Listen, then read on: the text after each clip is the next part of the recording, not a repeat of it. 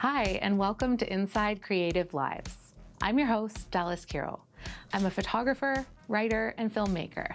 Today, I am so pleased to introduce my darling friend, Dr. Shazma Mithani. Shazma is a marvel of a human being.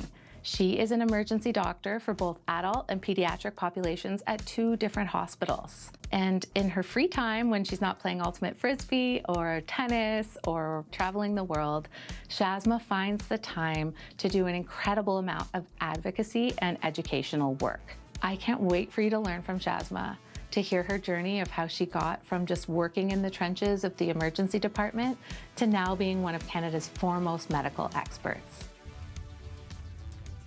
In this world of misinformation and disinformation, it is so important for our voices to be there and to be heard to help continue to educate people on science and on medicine. I would say most people know me for my online content. So a lot of what I do now in the creative space is around public education on different healthcare topics. Lots of different videos targeted mostly to parents, the real world reporting of what I'm seeing in the healthcare system or in the emergency departments. The only thing that works for most nosebleeds. No putting your head between your knees, no tilting your head back, no pinching up here, no cold compresses on your forehead or the back of your neck. Those things don't work. I was definitely not in the social media space even 5 years ago. I had my, Instagram account where I was just like, it was friends and family. And then just before the pandemic started, it was a bit of a tumultuous time in politics in Alberta, where the contract of doctors got terminated quite abruptly by the then health minister. And I think it pushed a lot of people into public advocacy. And so that's kind of how initially I got into that space. Like, it was a month before the pandemic started and the contract got terminated. And it was a really uncertain time, I think, for a lot of physicians in particular. And so there were a group of us that kind of took to Twitter at the start to just highlight what kind of damage that was going to do to not just physicians, but really to patients in the healthcare system. And then literally a month later, the pandemic happened. And so that instability kind of became amplified.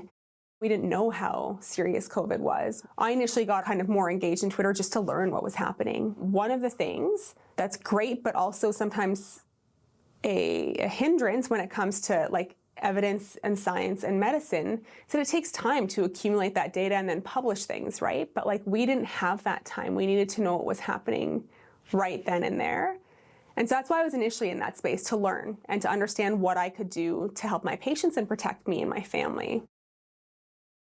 And then that evolved quite quickly to becoming a local and then national expert in the COVID space. Hi everyone, welcome to Shift Perspectives. Today we're going to talk about how to properly swab yourself with an at-home COVID-19 rapid test. So here's the swab, and I'm going to swab my tonsils and the back of my throat with at least 4 sweeps back and forth. For me, I wanted to keep people out of the ER.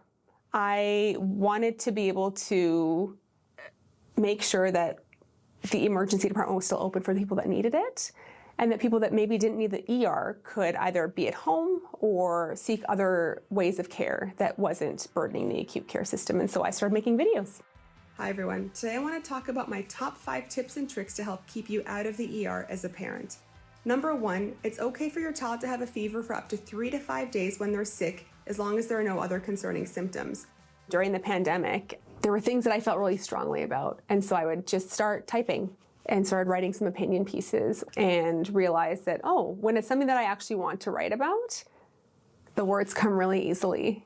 And I find it therapeutic, but I also find it really valuable in kind of having a different way to express thoughts and to advocate too. I started integrating lifestyle content maybe about 6 to 12 months after I kind of entered the visual education space on Instagram. Everything that I was doing up until that point in terms of education was all free labor, right? It was time that I was taking out of my day, away from work, away from my family, to create this content. And at the beginning, it was a 30-second reel at the beginning was taking me an hour, and my perfectionism has been dialed down, and I'm like, you know what, 2 takes and I'm done. Let's just get this out there. Hey everyone, Dr. Shazma here. I know a lot of you like hearing my shift perspective, so I want to tell you about a recent pediatric ER shift that I had. For me, it's really important not to monetize medical content. Like, I feel so strongly about accessible healthcare information that shouldn't have to be paid for. And so monetizing the information was like a hard no for me. Check out the caption for more information, and please be sure to follow for more helpful health tips for you and your entire family. A lot of the content that seems to be more engaging is me just being real with my followers, and the lifestyle piece really helped to do that too. When I entered kind of the lifestyle space, I was very clear about what my boundaries were going to be and what I was looking for in different brands. And so a lot of that included things like being a Canadian brand, being female-owned, being ethical, giving back to the community in some way. And another part of it that was like important was that it was not medicine adjacent in any way. I never want to be in a situation where I have to promote a product that I actually am not going to use, because I think there is a lot of trust in that relationship with my audience and me, and I want to make sure that that's maintained. My mom had 6 brothers, and all of us were around kind of the same vicinity, and so it would be like cousins and cousins, like 20 or 30 cousins every weekend at everybody's houses.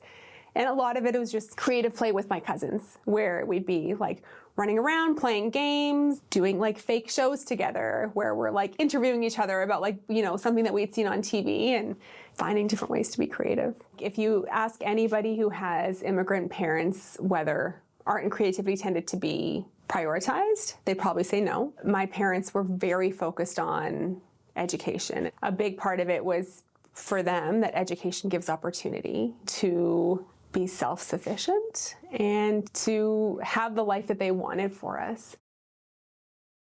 My mom and dad moved to Canada in the 1970s. So I recently realized that like my dad would technically be called a refugee, and I hadn't really framed it that way in my brain before. It's really interesting. They fled Africa in the 70s during the time of Idi Amin. And so 100%, like, they are the definition of refugees, right? They like fled at an unstable time where it was unsafe to be in their country, and they left and they came to Canada. And they left everything behind. All of their education, they were both professionals, was not transferable to the US or to Canada. I think that that's what really shaped their advice to my sister and I growing up, which is, you know, like, get good grades, focus on education, and like the world is your oyster after that. You can do whatever you want if you work hard but are well educated.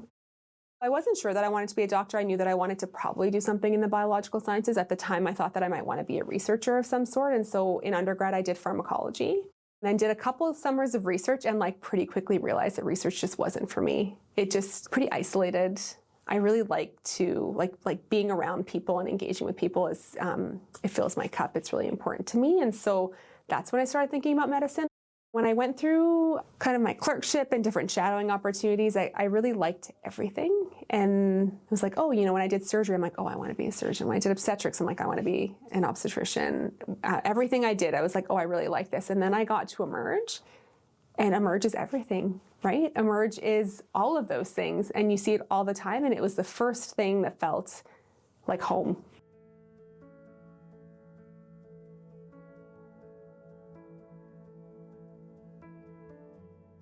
When I feel stuck from a creative standpoint, or even just simply because I'm feeling so overwhelmed with all the things that I have to do, I find writing and planning things out really valuable. Like, let's say there's some content I have to deliver on. This is the plan for my content. These are the things that I need to hit. These are my speaking points. This is what the videos are going to look like. Here's the timeline of when they're going to get done. And then I like block things out in my calendar.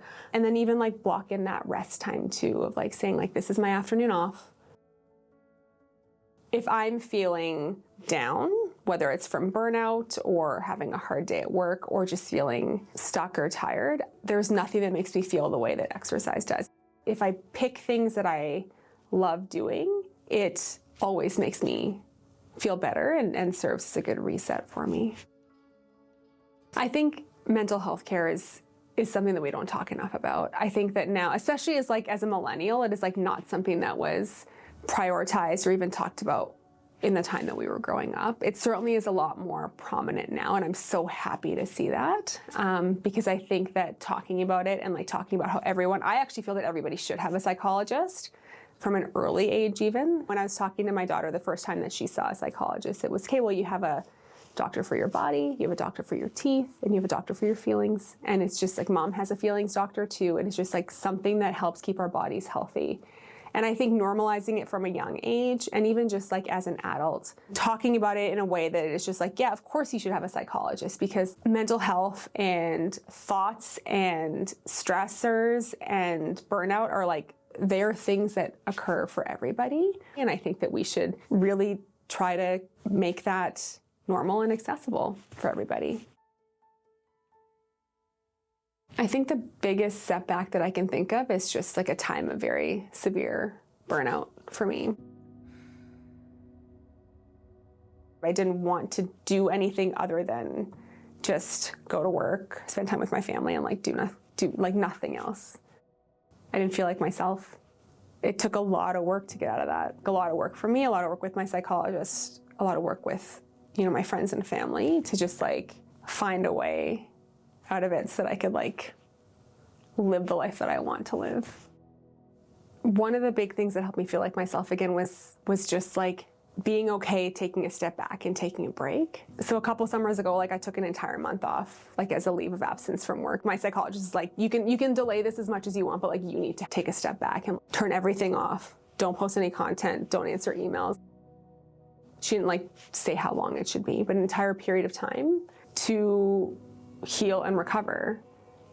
And I think that period of time helped me understand that is a big part of what I need to continue to be the person that I am now.